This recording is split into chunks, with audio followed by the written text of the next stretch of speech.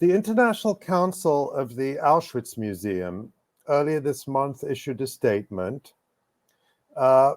supporting Israel's genocide in the Gaza Strip under the banner of self-defense. This grotesque move by an organization whose alleged mission is to warn against indifference to the kinds of atrocities perpetrated by the Nazis at the infamous Auschwitz-Birkenau death camp came on 18 of November. This was after weeks of merciless Israeli bombing, which had by that time killed more than 13,000 Palestinians, including 5,500 children. According to the New York Times, no friend of the Palestinian people, the pace of Israel's killing of civilians in Gaza, quote, has very few precedents in this century, end quote. To find a historical comparison for so many large bombs in such a small area, we, quote, may have to go back to Vietnam or the Second World War. Mark Galasco, a military advisor for the Dutch organization PAX and a former senior intelligence analyst at the Pentagon, told the Times. And yet the official guardians of the memory of the estimated 1.1 million people murdered at Auschwitz are not flinching. Now I quote from their statement. Threatened in its existence, the state of Israel has the right to self-defense in accordance with international law and the principles of humanitarianism, the Auschwitz International Council said. The existence of a free, sovereign, and democratic Jewish state is one of the pillars of world peace, it asserted, dropping any pretense of political neutrality. Despite the lip service to international law, the Auschwitz International Council gave its full-throated endorsement to Israel's barbaric assault on Gaza. The unimaginable hatred and violence perpetrated by terrorists only results in extensive and more widespread suffering, also affecting the civilian population in Gaza, whom Hamas exploits as human shields, the Auschwitz Council added, repeating a lie whose intention is to blame Palestinians for their own deaths and absolve Israel of their systematic murder. As justification for Israel's supposed self-defense against a refugee population it has displaced, occupied, besieged, murdered, and terrorized for decades, the Auschwitz statement repeats unverified and debunked Israeli claims that on October 7, quote, innocent victims were tortured, raped, taken hostage, and murdered by Hamas terrorists. Israel has been unable to substantiate its inflammatory accusations that have fueled the genocide, even in its screenings of supposedly damning evidence of such atrocities to hand-picked friendly journalists such as The Guardian's Owen Jones. Now a quote from Owen Jones, quote, if living people were beheaded, we're not shown that in any of the footage. If there was torture too, there's no evidence given for that on camera. Now, if there was rape and sexual violence committed, we don't see this on the footage either, Jones said after attending a screening of a documentary on so-called Hamas atrocities organized by the Israeli military. We don't see children being killed, Jones added, after viewing what is presumably the most powerful evidence Israel has been able to muster. There is, meanwhile, a growing body of testimony and evidence that a significant, though as yet undetermined, number of the Israelis who died on or after the 7th of October were actually killed by their own military or police forces who reacted with massive and panicked indiscriminate fire. This evidence has been ignored by world leaders and international officials, including UN Secretary General Antonio Guterres, who continue to parrot the Israeli version of events without calling for any sort of independent inquiry. We learned from the United States Holocaust Memorial Museum that atrocity propaganda of the kind Israel has been spewing since the 7th of October, for example, the debunked tale of dozens of beheaded Jewish babies, played a key role in facilitating the German-led European Holocaust of European Jews. Now I quote from the Holocaust Memorial Museum. This is the US Holocaust Memorial Museum. Propaganda campaigns created an atmosphere tolerant of violence against Jews.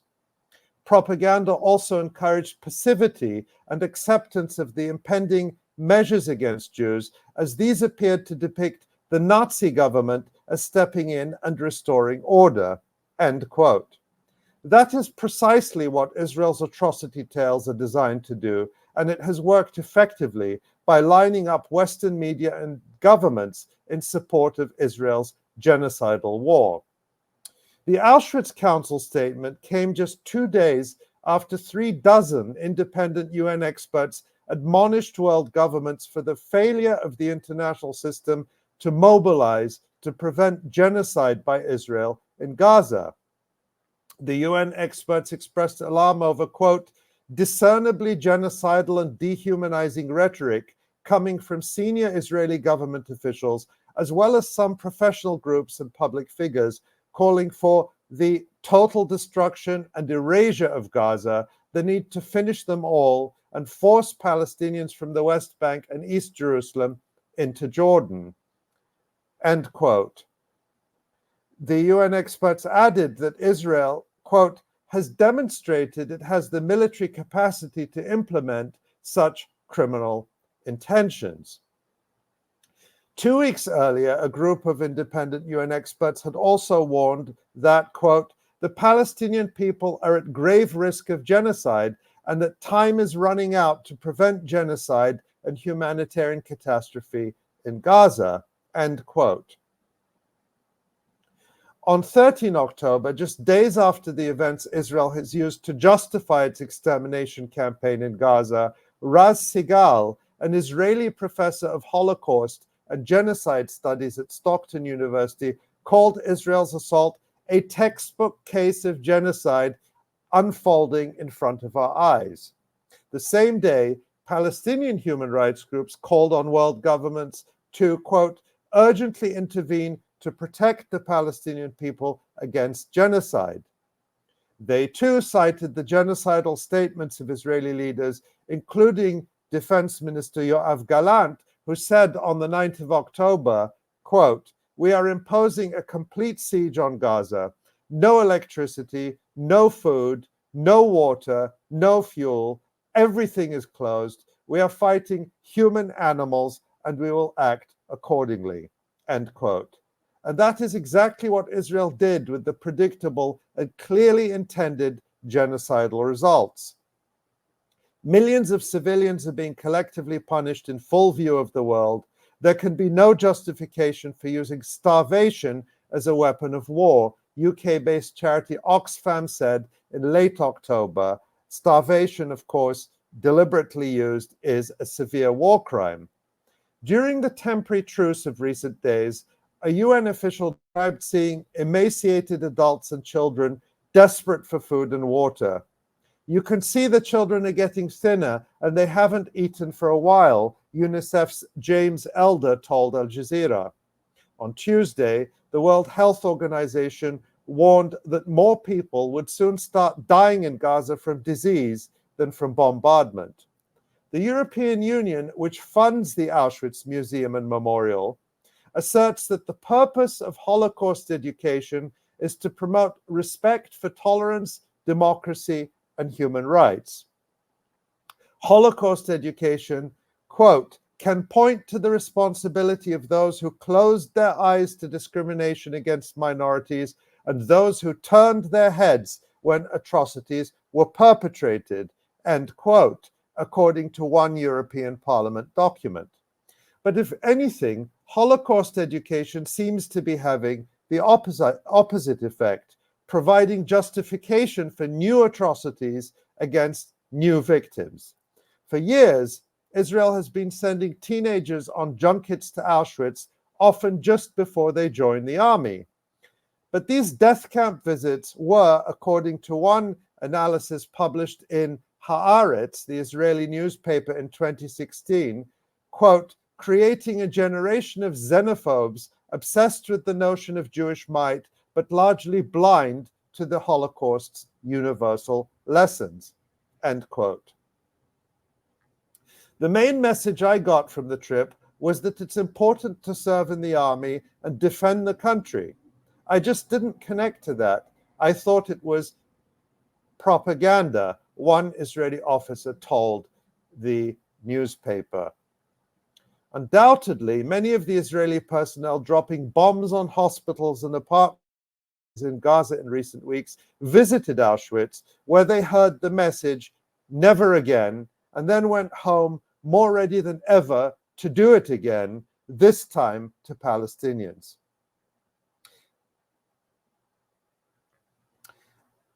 That the Auschwitz Council is willing to lend its presumed moral authority to a new genocide is ironic beyond words and simply repugnant.